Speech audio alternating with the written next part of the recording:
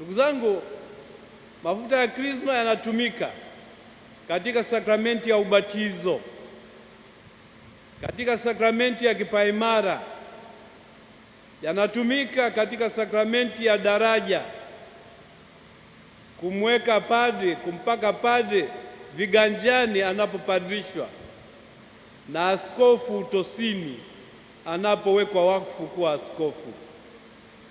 Aidha, yanatumika kutabaruku makanisa na altare.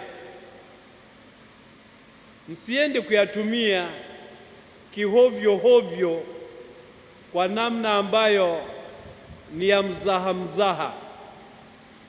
Zingatieni heshima ya hiyo Krisma takatifu na itumieni kuwatakatifuza watu, kutakatifuza altare, kutakatifuza makanisa.